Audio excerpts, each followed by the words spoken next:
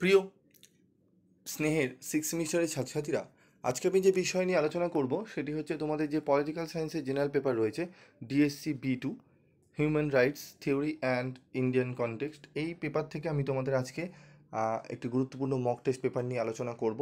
তো আমি এই সাবজেক্টে তোমাদের সাজেশন দিয়ে দিয়েছি। প্রত্যেকটা মডিউল থেকে আমি তোমাদের বাছাই করে 3টে 10 3টে 15 করে এরকম প্রশ্ন আমি দিয়ে দিয়েছি। তো আজকের এই ভিডিওতে যে মক টেস্ট পেপারে যে প্রশ্নগুলো রাখা হয়েছে সেই প্রশ্নগুলো যদি ভালো করে যাও অনেকটাই কিন্তু তোমরা উপকৃত হবে। তোমাদের মোটামুটি এখান থেকে যদি হয় 90%ও কমন পেয়ে যেতে পারো, আবার তোমরা 70%ও কমন পেতে পারো। তো মিনিমাম 70% 75% ধরেই চলো। ঠিক আছে, তোমরা এই পেপারটি ভালো করে প্র্যাকটিস করে যাও, আশা করি অনেকটাই উপকৃত হবে। তো চলো কথা না বাড়িয়ে চলে আসছি আমরা মূল আলোচনায়। তো 65 নম্বরের পরীক্ষা হবে তোমরা জানোই। প্রথমেই আমাদের 1 নম্বরের 15টি প্রশ্ন করতে হয়। তো সেখানে কোন কোন প্রশ্নগুলো একটু ভালো করে আমরা করব প্র্যাকটিস, ঠিক আছে, সব কটাই প্রশ্ন পড়বো।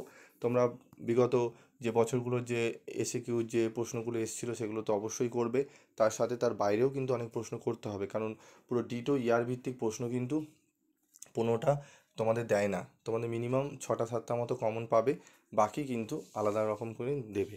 ঠিক আছে, তো চলো আমরা দেখে নিই। তো প্রথম প্রশ্ন, কোন অর্থে মানবাধিকার একটি সর্বজনীন ধারণা? মানবাধিকার সম্পর্কিত সম্মিলিত জাতিপুঞ্জের ঘোষণাপত্র কবে গৃহীত হয়? সর্বজনীন মানবাধিকার ঘোষণাপত্র কবে গৃহীত হচ্ছে? ঠিক আছে, হেলসিঙ্কি ঘোষণাপত্রের মূল বিষয় কী ছিল? গণহত্যা কী? জাতীয় মানবাধিকার কমিশন কবে গঠিত হয়?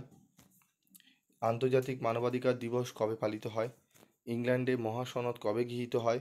ভিয়েনা ঘোষণাপত্রটি কী? জাতীয় মানবাধিকার কমিশন কবে গঠিত হয়? ঠিক আছে, এটি একটু রিপিট হয়েছে। তারপর রয়েছে, কোন বছরে ভারতে মানবাধিকার সুরক্ষা আইন প্রণীত হয়? কোন বছর সম্মিলিত জাতিপুঞ্জের মানবাধিকার পরিষদ প্রতিষ্ঠিত হয়?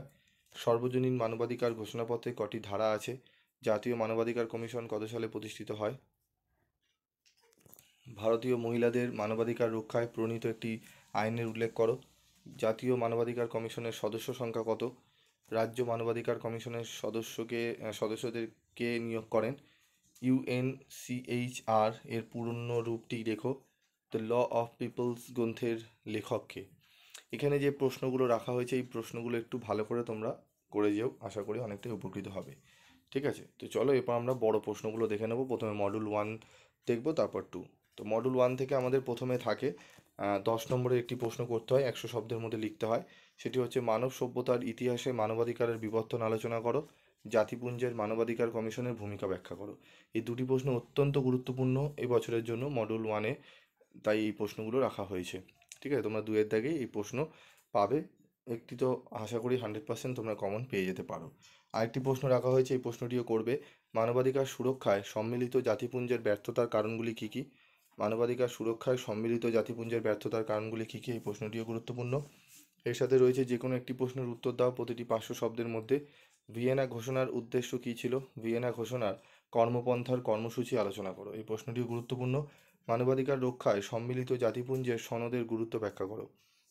তারপর রয়েছে, সর্বজনীন মানবাধিকার ঘোষণার দলিলটি পর্যালোচনা করো। এই 3টি প্রশ্ন অত্যন্ত গুরুত্বপূর্ণ। তো মডিউল 1 থেকে এই 6টি প্রশ্ন যদি করে যাও, একটি 10 এবং একটি 15, 100% তোমরা কমন পেয়ে যাবে। চলে আসবো এরপর আমরা মডিউল 2। তো চলো মডিউল 2 আমরা দেখে নিই। 4-এর দাগে আমাদের মডিউল 2 শুরু। তো যে কোনো একটি প্রশ্নের উত্তর দাও প্রতিটি 100 শব্দের মধ্যে। রাজ্য মানবাধিকার কমিশনের কার্যাবলী আলোচনা করো। ভারতীয় সংবিধানে শাসনতান্ত্রিক প্রতিবিধানের অধিকার আলোচনা করো। এই দুটি প্রশ্ন অত্যন্ত গুরুত্বপূর্ণ। তারপর রয়েছে, রাজ্য মানবাধিকার কমিশনের গঠন ও কার্যাবলী আলোচনা করো। এই 3টি প্রশ্ন মডিউল 2 থেকে তোমরা 10-এর জন্য পড়ে যাবে। ঠিক আছে, তারপর রয়েছে, দেখো, যে কোনো একটি প্রশ্নের উত্তর দাও প্রতিটি 500 শব্দের মধ্যে। এক হচ্ছে, ভারতীয় জাতীয় মানবাধিকার কমিশনের গঠন ও কার্যাবলী আলোচনা করো। ভারতীয় সমাজে শিশুদের মানবাধিকার লঙ্ঘনের সমস্যাগুলি উল্লেখ করো। এই প্রশ্নটি ভালো করে পড়ে যাবে। এই 15 নম্বরের জন্য এই দুটি প্রশ্ন ভালো করে তোমাদের করতে হবে। ঠিক আছে, তো এই প্রশ্নগুলো ভালো করে যেও মক টেস্ট পেপারটি, দেখবে অনেকটাই তোমরা উপকৃত হবে। তোমাদের আর কোন কোন সাবজেক্টের মক টেস্ট পেপার বা লাস্ট মিনিটে সাজেশন লাগবে অবশ্যই তোমরা কমেন্ট করে জানাবে। আজকের মতো ভিডিওটি শেষ করছি, দেখা হচ্ছে পরবর্তী ভিডিওতে। সকলে ভালো থাকবে, সুস্থ থাকবে।